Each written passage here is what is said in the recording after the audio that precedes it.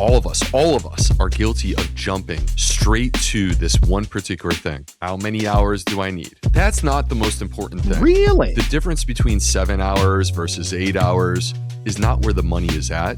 The quality is more important than the quantity. Here is a cold, hard fact. We spend all day trying to be healthy, and then within the last 2 hours of going to bed, we undo it all. And today, here on the Gut Insiders, Dr. B is going to explain how we're all quietly sabotaging gut healing. Welcome back to the Gut Insiders. With the patient perspective, I am Chuck Carroll, and with me, as always, is gastroenterologist extraordinaire and three-time New York Times bestselling author and one of the leading voices on circadian rhythm and gut health, Dr. Will Bulsiewicz. And tonight, Chuck, we're going to learn the simple steps that we can take to stop sabotaging our nights, to maintain our circadian rhythm, and to allow the body to heal, because that's what it wants to do. I love that. The body wants to heal. And in our last episode of the Gut Insiders, we talked about morning routines and setting the rhythm for strong days filled with energy and focus and better mood. And fantastic bowel movements, Chuck. I mean, let's not forget that, buddy. It's arguably the best way, I would argue. It's the best way to start your day, an epic bowel movement. Yeah, it's not Folgers in your cup. It's what you're dropping off at the toilet. Now, is anyone, although, I mean, seriously though, is anybody surprised that you, the gut doctor, sees bowel movements as the best part of the day? I mean, of course not. Although I do think, in all honesty, also a good BM is a sign of good rhythm. I mean, that's the point. Yeah, that's the point. Exactly. That's not just the celebration of the bowel movement itself. It's the celebration of the fact that you're in circadian rhythm. And that, my friend, is the crux of today's episode. That is why today's episode is huge, because if mornings set the tone for your day, then nights must be where your body wants to rest and recover if you let it. That's exactly right, Chuck. And, here's the thing. You can do everything right during the day. You could, follow the rules that I lay out on this channel and also in my books. Eat well, move your body, manage your stress. And then you can fall into the trap where you actually sabotage your health with a chaotic evening. So we need to have a plan. Dude, and so many of us fall for that trap time and time again, night after night, because let's be honest, I mean, I don't know of a single person who hasn't struggled losing the plot at that point in their life. We're all guilty, Chuck. Late dinners, midnight snacks, a nightcap or 3, phones. I'm not staring at you, Chuck. I'm just throwing it out there for whoever that might apply to. Bro, phones. Yeah. Laptops. Tablets. TV in bed. TV dinners in bed. List it. Keep them coming. Social media algorithms designed to piss you off. Oh, yeah, dude. I mean, here's the thing. I'm as guilty as the next guy. I mean, I've sent you text messages at 10:30 at night of something that's pissed me off or something that's making the rounds. I was guilty of it last night, as a matter of fact. So if you are thinking I'm doing all the right things, but my sleep is trash, my digestion is off, and I wake up feeling inflamed, then today's episode is dedicated to you. So today here on the Gut Insiders, we're breaking down how to build an evening routine that actually supports gut healing, supports this repair, and all of that without turning your life upside down. So let's actually start right there, Dr. B. Most people think that nighttime is actually just that, the end of the day. I mean, I get it. Most people see this as it's the close of a chapter this one day, but I actually see it differently. I see it as the beginning. It's the beginning of healing. It's the beginning of repair. Unpack that for us a little bit. What do you mean by the beginning? All right, so you have to understand, what your body is trying to accomplish is different at different times of the day. This is exactly what circadian rhythm is entirely about. So as we shift into night, your body actually stops being in performance mode and it actually flips into restoration. Muscles repair the microscopic damage from the day, whether that's exercise or just the natural movements that you have. Inflammation from exercise is resolved. Growth hormone starts to rebuild the tissues. This is how you get stronger. This is how you get more fit. But it's not just our muscles, it's our brain too. Memories are being consolidated. Your emotional experiences from the day are actually being processed. Metabolic waste is being cleared. This is, Chuck, this is why poor sleep can show up as brain fog and irritability and poor focus and bad choices the next day. And then there's the gut, which, of course, is my home base. And nighttime is a really important period of time for the gut. It's so underrated because at night, the gut microbes, they shift into their nighttime program, which is totally different from daytime. And they're actually focused on repair and giving you what you need for that. And in this process, the gut barrier is actually tightening. If you want a healthy gut barrier, this is when you're going to build it. Your immune cells are recalibrating. This is giving you a strong immune system. And the inflammatory signaling is meant to actually be under control within this context. Yeah, and like I think I can feel that, and I'm sure I'm not alone. Like everybody knows the difference between a good night's sleep and a poor night's sleep, where maybe you didn't get enough. Maybe you had that cup of coffee right before you tried to go to bed. Maybe you were up throwing flames on Twitter, late at night. I don't know, whatever the case may be. And I know like when I don't get a good night's rest, my body just feels different. And here's the funny thing. I think a lot of people also attribute that to just, well, I'm older now. So, of course, I'm going to wake up feeling achy and stiff and groggy and foggy and just not my best. But I also think that the majority of people who are saying that should take a moment to analyze, like, not just how much sleep they're getting, but the quality of sleep. What are they doing, as you were saying, right before they go to bed? And you will notice a tangible difference. I certainly do. Certainly, even as I'm on my healing journey, I can tell, like, oh, today's going to be a better day because I got a quality night's rest. You know what I mean? I totally know what you mean. And the interesting thing about it is that when you bring up this concept of sleep, the people, all of us are guilty of jumping straight to this one particular thing, which is how many hours do I need? Right. Right. And you Yeah. know what's interesting, Chuck? That's not the most important thing. Really? So, yes. And that's what we're going to dig into in this episode because the quality is more important than the quantity. Don't get me wrong. It's hard to get 4 hours of sufficient quality sleep. You do need to put in your time. But the difference between 7 hours versus 8 hours is not where the money is at. The money is where we're going to discuss today. And it starts with a hormone, a specific hormone called melatonin, that everything that you just described and everything that we're going to center around today is relating back to this hormone melatonin. So if I could, I would love to break this down if we could, Chuck. Yeah, yeah, absolutely. I would love to know about melatonin. You did a really good job explaining cortisol in the previous episode, and maybe we'll retouch on that a little bit more today. But let's do the melatonin breakdown. Okay, cool. So if you haven't listened to our last episode, which was focused on morning routines, it is worth your time to go back and check it out. But I'm going to give a succinct summary because I want us all to be on the same page as we move forward, which is that there's two main circadian hormones. All right. These two main hormones are basically like the way in which your body can tell the time of day. It's almost like the hands on a clock. If you give me I can't do it with just one, but if you give me both hands on the clock, I could tell you exactly what time it is. So these two hormones that we're talking about are cortisol and melatonin. And basically, they are fluctuating in a specific pattern across the day. And that pattern is meant to help us to have optimal function. So, what we discussed in our last episode is that there's a specific pattern that we're targeting, that we want to build towards, that we have tools, levers that we will pull. And that pattern for the morning is high cortisol and low melatonin.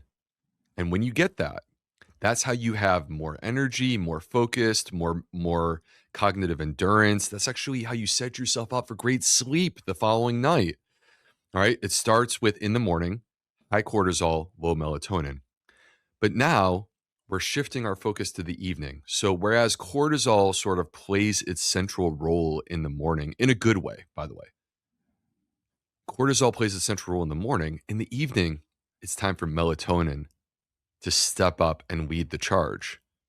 And it turns out that light coming through our eye is the key determinant for our body to be able to interpret the time of day and to basically set the levels of these two hormones. So your body is basically responding to your environment and the amount of light, which allows us to get just the amounts of melatonin and cortisol that we need. So in the morning, that allows us to have high cortisol, low melatonin when we get the light that we need. And as we're going to talk about in the evening, it's the opposite, right? So if mornings are optimal functioning with high cortisol and low melatonin, evenings are the opposite. So we are going to do a complete inversion, right? This is how your body flips the switch from daytime mode to nighttime mode, is to have a complete inversion where now what we're talking about is low cortisol, cortisol falls, and melatonin rises. And melatonin, that is just like the sleep hormone, right? I mean, it's the sleep hormone, but Chuck, it's so much more. That's the thing. Melatonin is actually a gut hormone, believe it or not. Okay, you're kind of breaking new ground here for me, man. Unpack that. Yeah. Well, so that's the interesting thing, is that we hear melatonin and we're like, oh, that's, that's how we get some sleep, and that's a supplement I could take for sleep. Hold up. We got to talk about this, because there's melatonin receptors throughout the entire body, including the entire digestive system, like your entire GI tract. So basically, at night, melatonin is interacting, like basically like a lock and key, interacting with those receptors. And that actually is going to affect gut motility at night. It's going to affect the immune system. It's actually the one of the essential factors for repairing it and restoring the gut barrier, which reduces gut permeability. So these are like many of the things that melatonin is doing actually directly in your gut. And so then if that melatonin does not rise in the nighttime, what happens? Well, then basically you can't switch into repair mode, right? Because Mm. the body is waiting on that signal to say, like, the body is sitting there being like, okay, I know it was daytime because we had the high cortisol. You got to let me know when you want me to flip into nighttime mode, which means I need high melatonin. So, inflammation, it just doesn't shut off cleanly. I mean, immune cells stay reactive. The gut barrier will stay vulnerable if you don't get the melatonin that your body needs. And the microbiome is not getting the signals that it needs in its own way to shift into the nighttime program. They got their own nighttime program too. All right, so riddle me this, gut man. How does this actually show up then for a typical person? What are the signs that we should be looking for? Yeah, so like a disrupted melatonin level, it can show up as poor sleep, acid reflux at night, bloating, gas, waking up tired, having food reactions like food intolerances that seem random, having inflammation that's disproportionate in the morning. All right. So there's like a couple of versions of me that I want to unpack. And this show is not about me. I'm just going to use this as an example. The first example is the old me, where I would, famously eat my 10,000 calories of fast food every single day, which included that fourth meal at Taco Bell, which was 4,500 calories alone, and just as much fat and sodium and just all of that as you could possibly pack into a single meal. I can't remember, Dr. B, waking up a single day when I had that midnight fat boy binge where I didn't feel like garbage, where my stomach didn't ache, where I didn't have cramps, where I wasn't tired. And mind you, as you were explaining when you were in medical school residency, you were a young man at that point. I was in my 20s and I felt like garbage. And you talked about also feeling like garbage when you were in your 20s and weren't following this proper pattern. Version 2.0 of me, I got caught in that fight or flight mode. So I was not able to get that quality night's sleep for a completely different reason. And so, like, regardless, kind of the outcomes were the same, where there have been long stretches in my life where I've just woke up feeling like absolute garbage. But it wasn't necessarily a sleep problem. Although I think a lot of times, people might think, well, that is my problem. It's just I'm not getting quality sleep here, man. Talk to me. Yeah, well, I mean, to me, Chuck, that can actually be more than just a sleep problem. That can be a circadian problem. And I Yeah. think that's the important thing, is that sleep is one element of your circadian rhythm, and it is not the entirety of your circadian rhythm. And in fact, the period of time leading up to sleep is actually quite critical to the quality of your sleep, which is part of what we can discuss further today. So it's not just, again, it's not just like, hey, I have my bedtime and I'm going to lay down for 7 or 8 hours. That's not sufficient. We need to actually build morning routines and, in this case, evening routines that are going to actually like clear the path for health, right? Yeah. So like we need to get out of our own way and allow our body to heal. Yeah, I love that. And that's one of my favorite statements is the body wants to heal. The body wants to be healthy. So what does the body want to do at night? Like it seems so clear based off of what you're saying, but let's stack this out. What actually shuts down this process and flips us over into rest and recover mode? Okay, so there are three specific things that I want to put on the table as basically circadian disruptors at night. All right, these specific to night. Ignore them in the morning. That's a different conversation. Light, eating, like late night eating, and stress. All right. Now, none of those three things. Well, light sounds pretty okay, but late eating and stress in particular seem pretty sinister. But let's get into the science a little heavier. What is the issue there? What is it that they're doing that's so bad? Okay, so on a high level, basically all three of these things within that context, late at night, they're keeping your cortisol levels high. Your cortisol levels should be falling, making way for the melatonin. But instead, what we're doing is we're keeping cortisol levels high and we're actually suppressing the melatonin that should be rising. Yeah, so that sounds familiar to me. Like high cortisol, low melatonin, supposed to be ideal for the morning, as we talked about yesterday, but now it's nighttime and you're trying to wind down. And it sounds like the body literally just gets stuck in daytime mode. Yeah, that's actually that's a great point. Is the idea of us being stuck in daytime mode and you're seeing that pattern, Chuck. And so then the body never fully downshifts and it can't get into that deep restful sleep that it really needs in order to recover and repair. All right, all right. So let's take these three recovery disruptors, as you put them. Let's take them one by one, carve them up. Let's start with light. Divvy it up for us, man. All right. So what we've learned from our last episode is that light is actually the signal for cortisol. So that's what we get in the morning.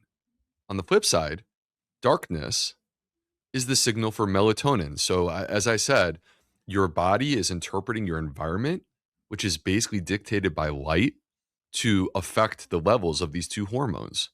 So we're supposed to get darkness at night. Of course, if we were living prior to electricity, which frankly wasn't that long ago, we wouldn't have any issue with this, right? If you go camping, you don't have an issue with this. But if you think about it, like there's light at night that now has worked its way into our routines and we have totally normalized. So, there's bright screens. Chuck, these things, like, I don't mean to date myself here, but we're kind of the last generation that remembers the world before the internet. Mm-hmm. And Mm-hmm. so, and 25 years ago, these bright screens didn't even exist. I had a flip phone in the year 2000, right? Yeah, man. These things are creating a problem. We're all sitting there. All of us are sitting there, addicted to our phone, addicted to our tablet, having our laptop, doing work. And the problem is, those are producing this bright light that you're focusing your eye on. And then when that light hits your eye, especially these screens, basically you're going to suppress melatonin. So basically, if you're up late thumbing through the gram, TikTok, whatever the case may be, your body literally thinks it's still daytime. Yeah, because that's the way we're wired, right? Because that's like the entirety of human history up to the development of these new technologies that are basically disrupting us. Again, if you went camping, it gets dark, you get tired, you go to bed. That's the way that it works. But on the flip side, most of us, we're spending our evenings pumping that bright light into our eyes. And Chuck, like research has shown, even the normal amounts of lighting that we have in our household can reduce melatonin levels by 30% or more. Think about that. And as you just mentioned a moment ago, melatonin is the thing that coordinates the repair overnight. Exactly. All right. So then Scrolling, let's just go ahead and make this a hard a hard rule. Scrolling in bed literally blocks gut healing. There it is, Chuck. All right. All right. Note to self, I take it right here. Less electronics, more books in the evening. Hi, Plant Powered Plus. And let's shift over to number 2. Hey, your favorite number. Late night eating. And man, this is something that I have struggled with forever.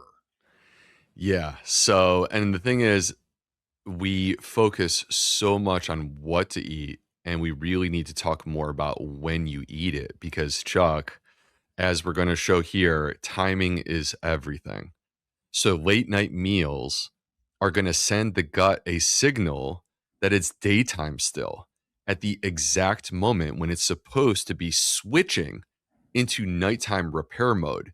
So, as we discussed in the last episode, there is a daytime microbiome, and 60% of your microbes are fluctuating during the day. And there's a daytime microbiome that is meant to support your metabolism and protein production and things like this.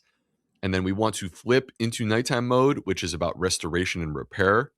And the problem is, if you're still feeding your gut, you're not allowing that flip to occur. So you're throwing your body out of rhythm. So just by eating something like the digestion, it's still running when that repair process is supposed to start. Yes, and late night eating actually delays melatonin production, which is the opposite of what you want. It increases nighttime fermentation, which is mistimed. That's not like we want fermentation, that's short chain fatty acids, but not we don't want that to be happening at a time when the gut is supposed to be doing something else. It worsens our reflux, it keeps blood sugar elevated when it should be settling down. What about the microbiome, though? So the microbiome never gets the message that it's supposed to be shifting into the nighttime program. So instead of giving the metabolites that repair the gut barrier, which is what we're trying to do at night, you end up with gas, bloating, and inflammation. Basically, you've thrown the microbiome off its game. All right, let's nerd out here a little bit. Do we have any research that shows how this affects everyday people? Just asking for a friend.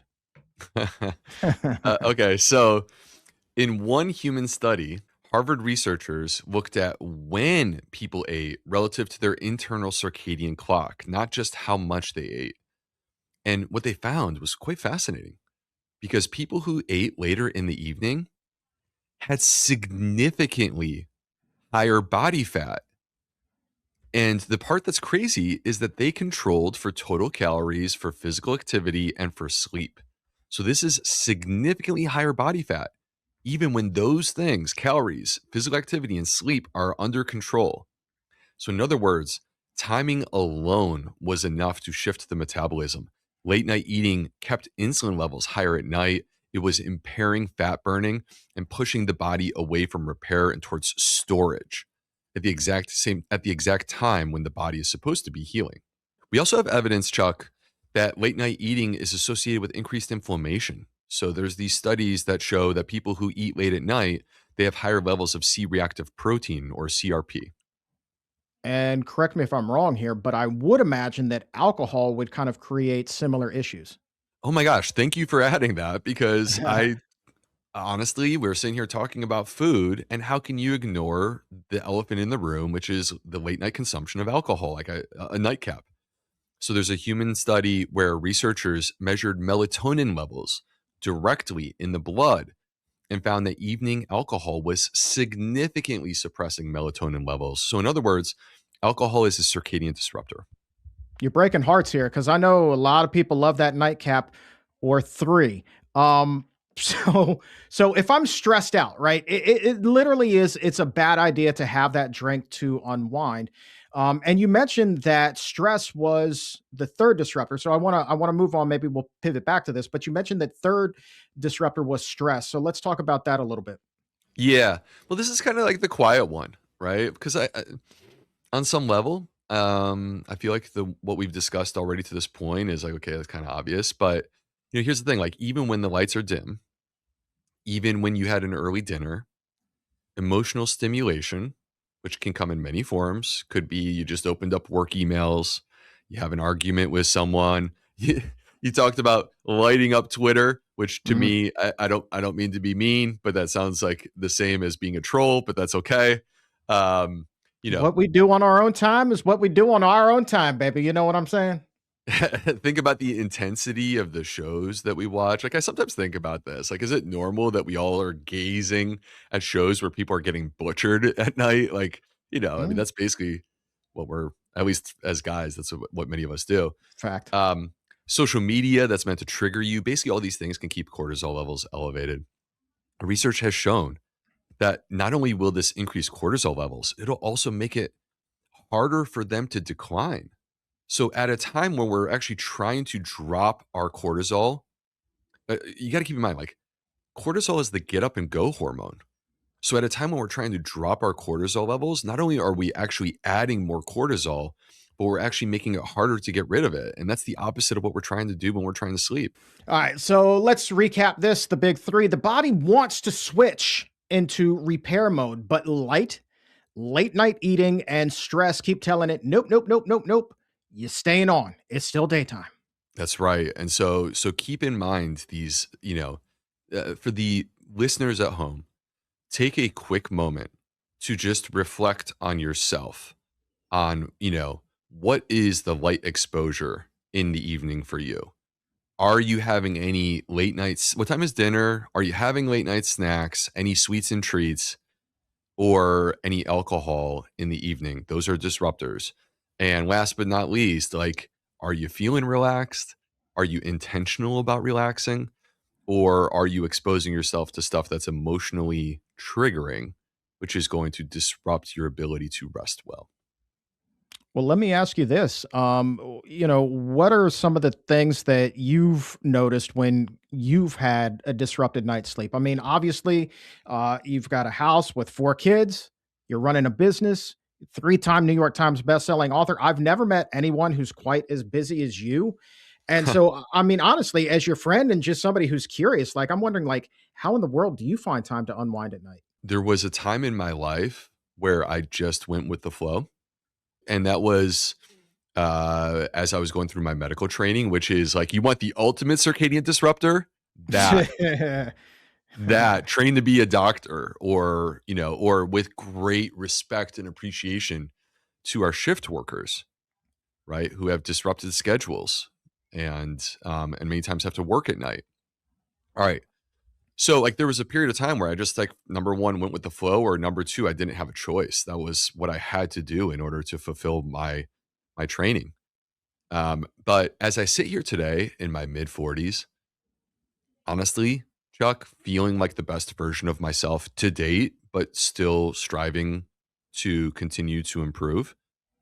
Um, I've moved to a place where I can't allow, like, intentional disruptors to exist, because if I do, I won't be able to function and do all the things I need to get done the next day. Yeah. So I've moved to a place where I maintain non-negotiables. But I want to hear from you, Chuck. Tell me about your personal experience with disrupted sleep. At, like, I'm sure at some point in your life this has been an issue.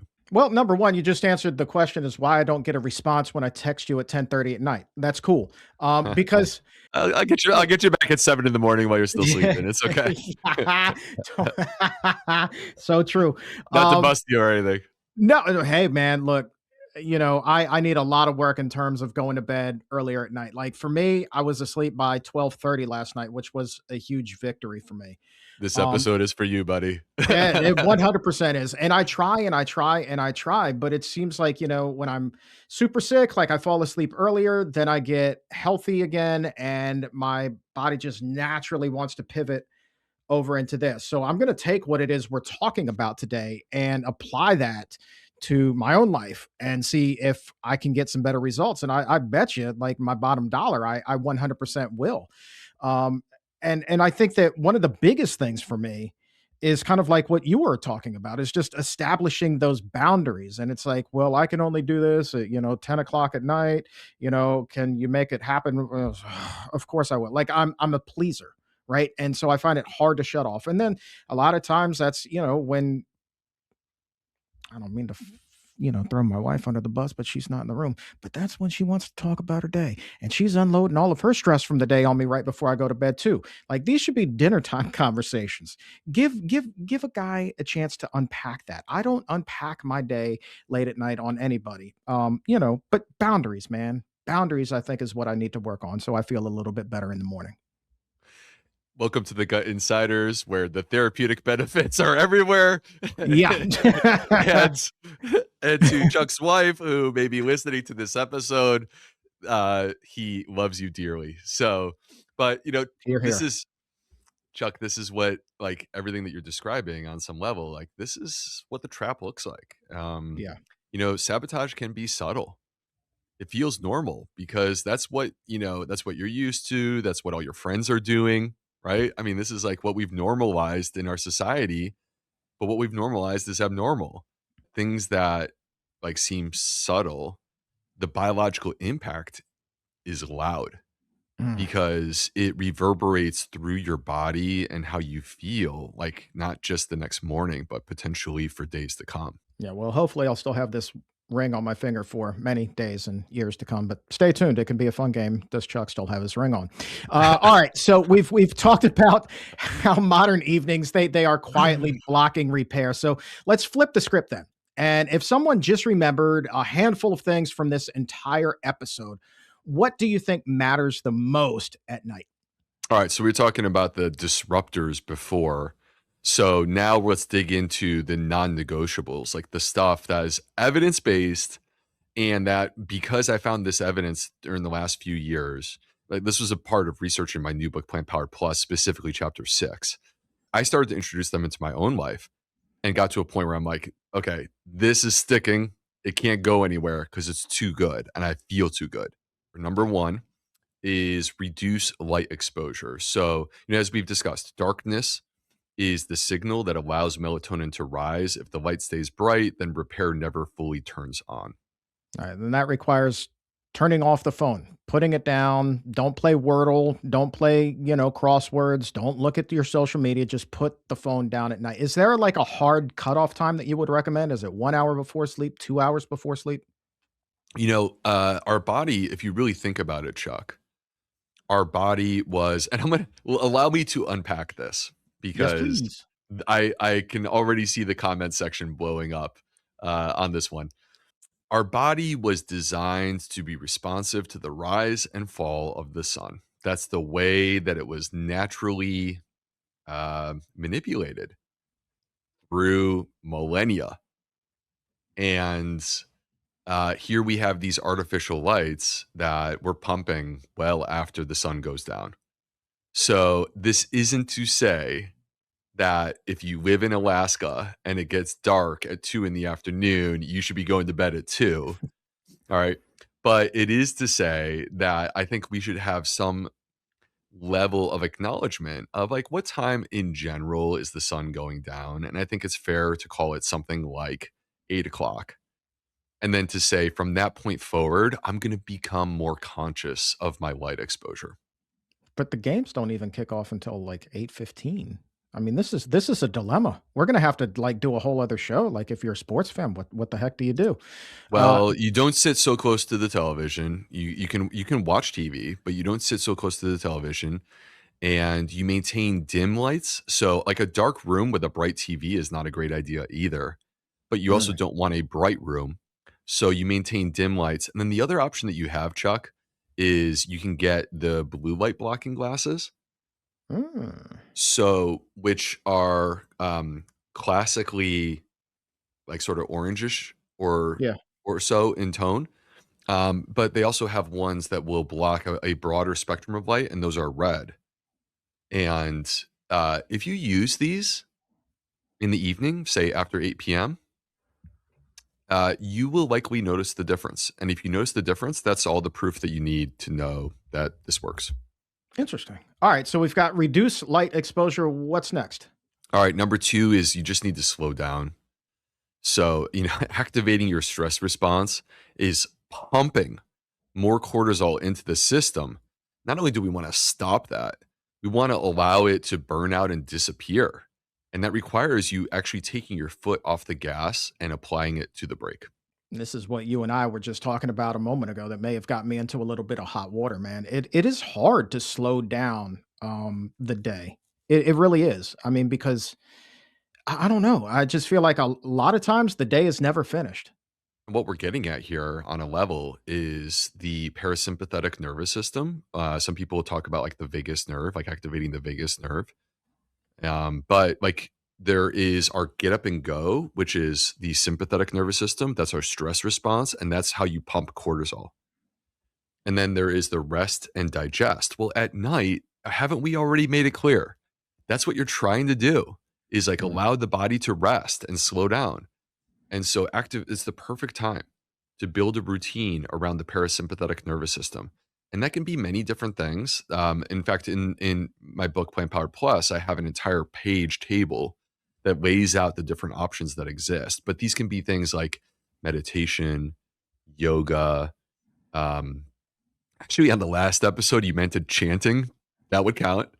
I don't know if that's your thing, Gregorian chanting, but Not if it my were, thing, but if it works, man. Do you? Do you? That's what I say. Chuck, it would be so cool if you came out today and told the crowd that you were doing Gregorian chanting, but that's a whole nother story, nonetheless.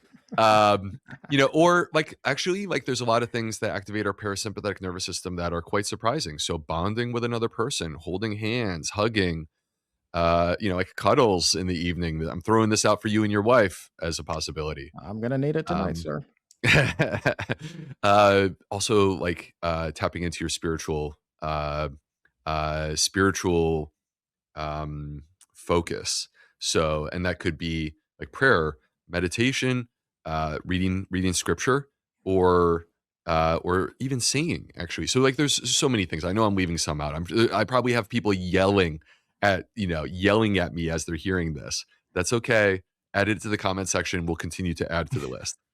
All right, what you got on number 3, my man? All right, number three. It's time to close shop on your gut. So what this means is like you need to finish eating earlier. You need to skip the late night snacks, the salty ones and also the sweet ones. And even the alcohol. I really think like it's just not a pattern that you want to have. The time of day for digestion is like while the lights are on during the day. As things cool down at night and they get dark, let the gut rest.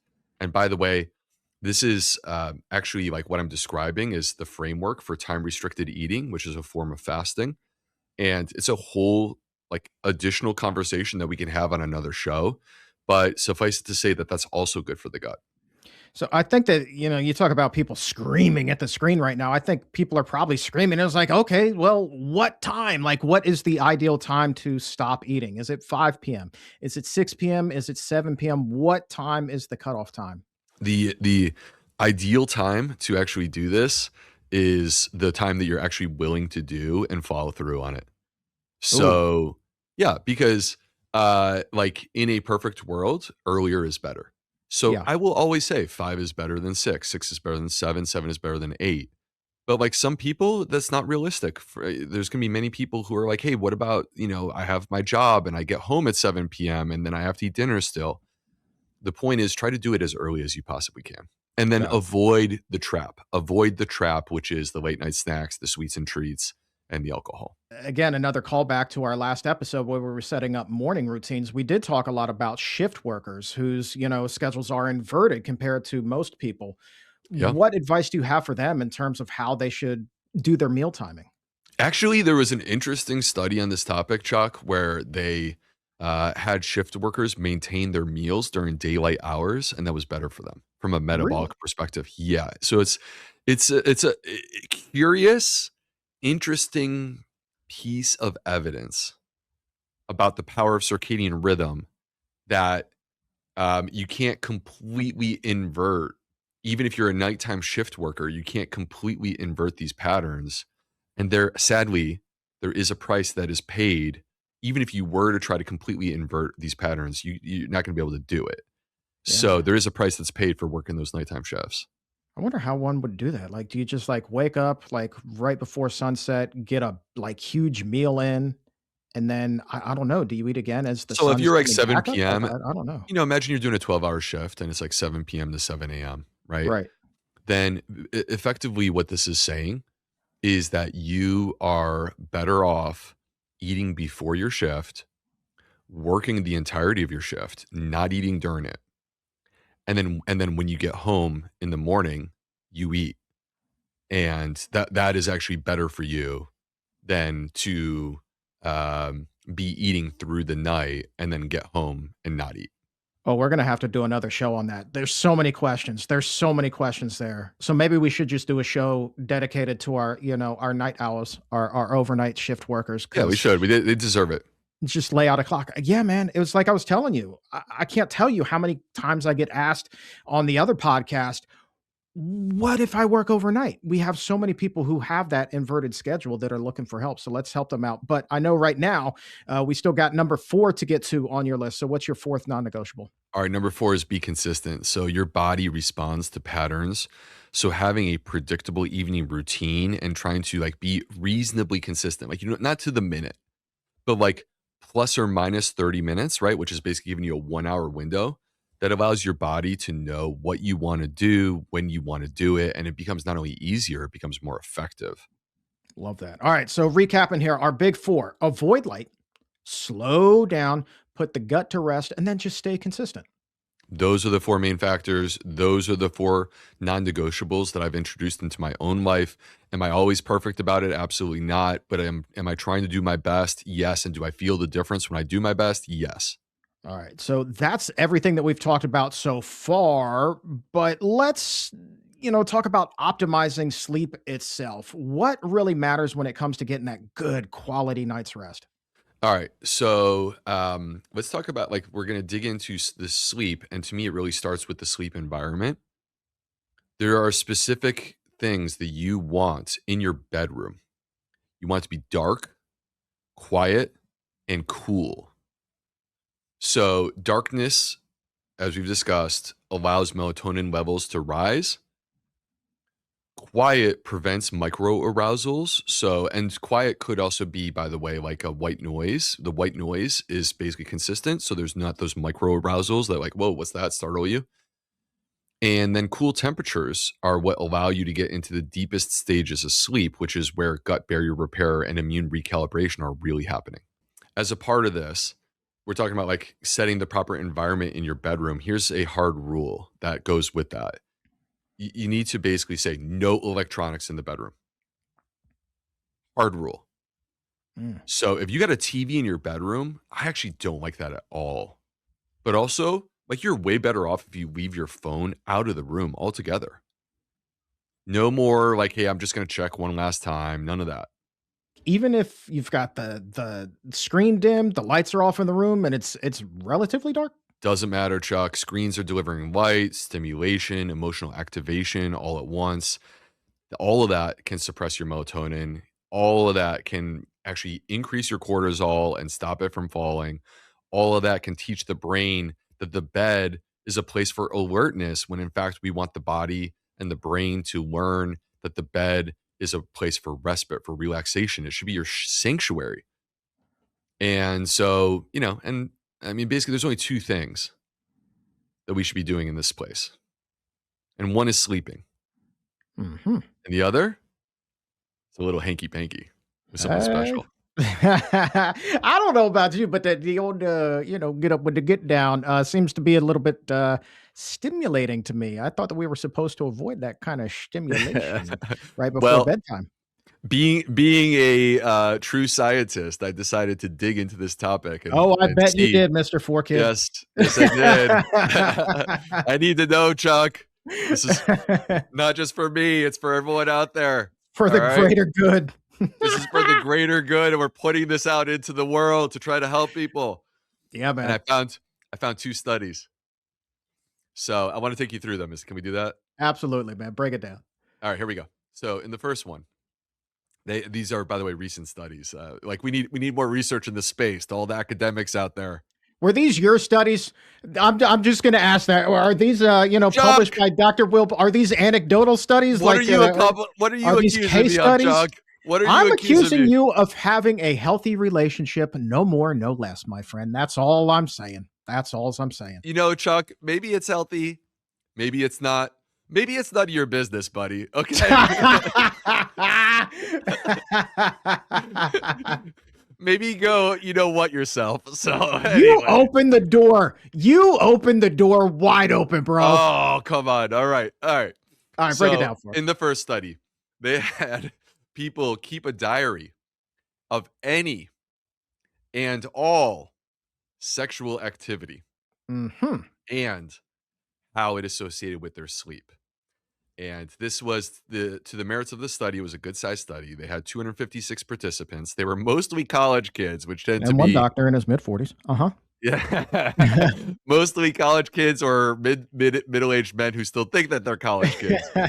Um, Now they didn't objectively measure their sleep, which is one of the flaws of the study. So really, it was about like their perceptions of their sleep. But there were some very interesting findings. So the main finding was that if you not just have sex, but if you achieve orgasm, it's great for sleep. But if you are flying a solo, you know what I mean? All right. Or you didn't actually achieve orgasm, you don't get that benefit. Mm. Yeah, I mean, there's so many questions. Also, there's so many All right. yeah, mature, All right. Chuck. We'll All right, keep it. here we Yeah, go. we'll keep it. Can we keep it going, Chuck, Yeah, please? All right. second Moving on. study. Second study. Let's go. All right. All right. So in the second study, this one was a small study. So it was 14 people, 7 men, 7 women, and basically, and they wrote this like literally. You can check the abstract. Sexual activities and sleep were monitored for 11 consecutive nights. All right, I don't know about you, Chuck, but that sounds a little bit creepy to me, to be honest with you. Mm-hmm. Monitoring Mm-hmm. sexual activity for 11 nights? Mm-hmm. No, you will not. You get your ass out of my house, and you can take your camera with you. Well, at least give me a cut of that OnlyFans cash, you know? I mean, come on. I mean, if you're gonna do that, then you better be making me rich, okay? For Because real. that is not what I signed up for in the interest of academic science. I'm sorry. Yeah, well, I'm thinking that could be a healthy side hustle for you. People would Yeah. pay to see Dr. B with the get Well, down. All right, moving anyway, on. on a given night, there were basically this is like sort of key is that on any given night there were three possibilities. There was either no hanky panky, there was flying solo hanky panky, or there was hanky panky with a partner, with a friend. And here's what they found. It's pretty interesting. So, because they're like objectively, I kind of glossed over this because I got obsessed with the camera thing, but uh, they they were objectively measuring the quality of sleep. They had a special device to do that, and so they found that sleep quality actually improved when there was any hanky panky. So that could be solo or with a partner. Very interesting. Very interesting. In this case, did orgasms matter? Again, just asking for a friend. Uh, well, A friend. um, so I mean, what we know is they were monitoring Hmm. their sexual activities, but they didn't record, monitor, or formally confirm whether or not they actually had an orgasm. You know, they need to do that next time in the name of science, obviously. Oh man, if we could go back in time, maybe this is what we would go into, Chuck. Yeah. It'd be a little Yeah. creepy. Be very different for us, I think. All right, getting back on track here. So there was a second finding from the study that was really quite interesting, where they found that people had more time in REM sleep, which is the deepest, most restorative sleep, in one particular setting.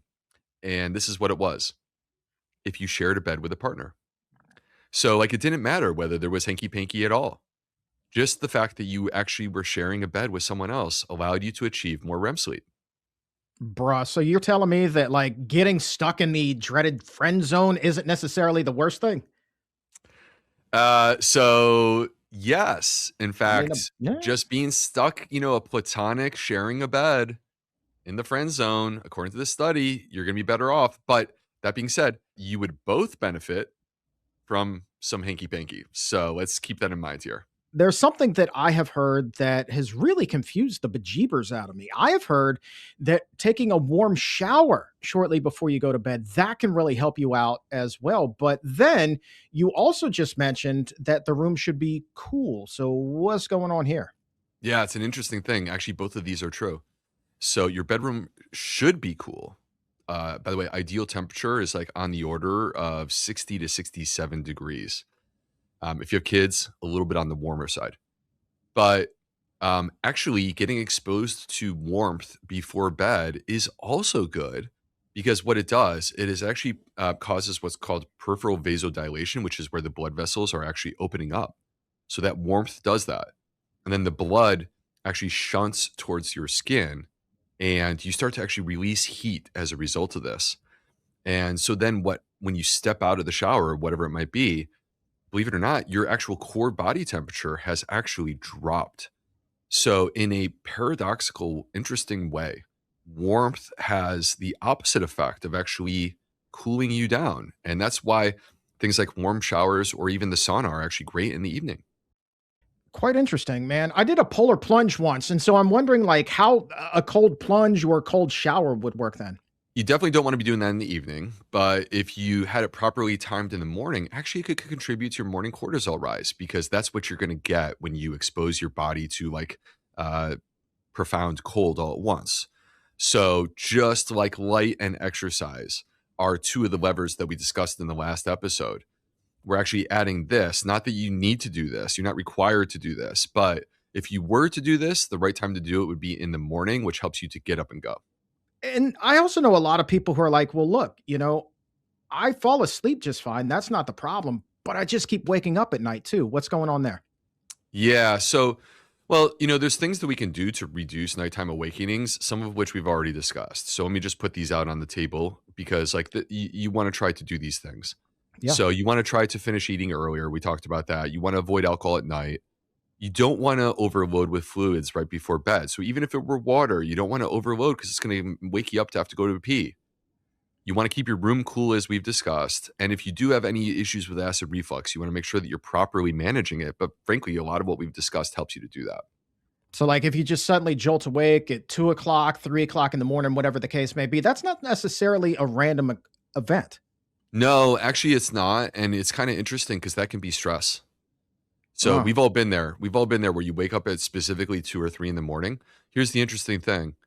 That exact time, Chuck, is precisely when your cortisol levels are supposed to be the lowest yeah. for a whole 24-hour cycle.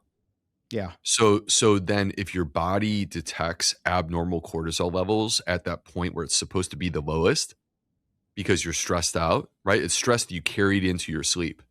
You Yeah. were able to fall asleep, but then at this point when your cortisol level is supposed to be at its absolute rock bottom, because it's too high, it wakes you up. And that's how we get ourselves into some trouble. A lot of what you're saying today, Dr. B, it makes perfect sense. But at the end of the day, man, life gets messy. Travel, kids, I know that. Late nights, stress. And look, those aren't failures. That's part of being a human being. But Yeah. the key to understand is that circadian biology is not requiring perfection, but it's more about building patterns.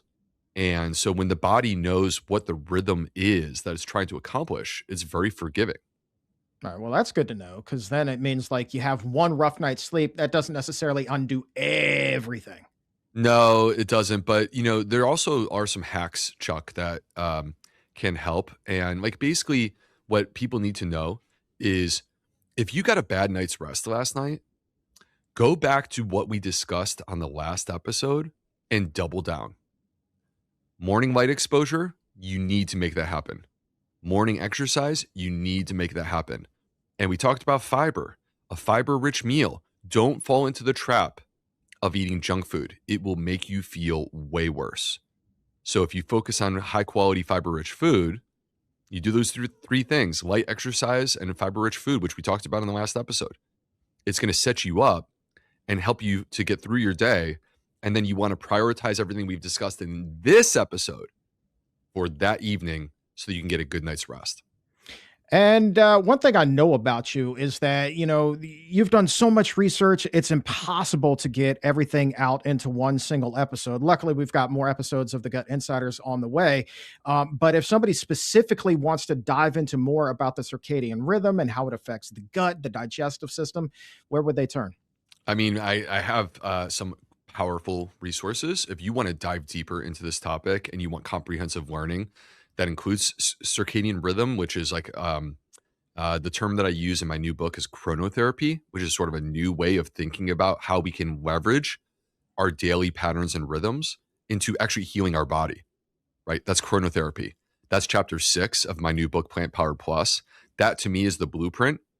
But in addition, as a supplement to that, I have an ebook at my website called The Gut Clock that if you join my email list, you can start using that immediately. That's theguthealthmd.com, Chuck. Yeah, yeah, there you go. All right, so the book is the deep dive, and the gut clock, that is the quick start. Yes. And, one is your long-term system, and the other is just basically a fast track to getting back into rhythm. All right, man. Final question. Recap everything for us. What are the big takeaways from today? There's a pattern that we are pursuing with the two main circadian hormones. At night, we want high melatonin, low cortisol. Everything that we have discussed in this episode is about helping us to achieve that. There are 4 main things that we're trying to avoid as gut disruptors. We're trying to avoid light. We're trying to slow down. We're trying to rest the gut. And we're trying to stay consistent. In our bedroom, we want it to be cool, dark, and quiet. If you do those things, then you're going to put yourself into a position for success. If this has helped you rethink your night and a lot of other things, hit subscribe and share it with someone whose sleep and gut could use a little bit of repair. Hey, and other things.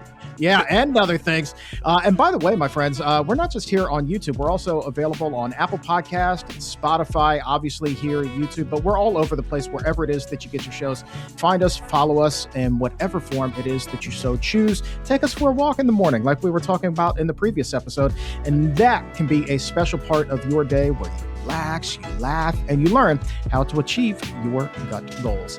So until next time, my friends, with the patient perspective, I have been Chuck Carroll. He's Dr. And I'm Dr. B. Yeah, there he is, the Gut Health MD, with a master plan for health and a whole lot more. Talk to you next time.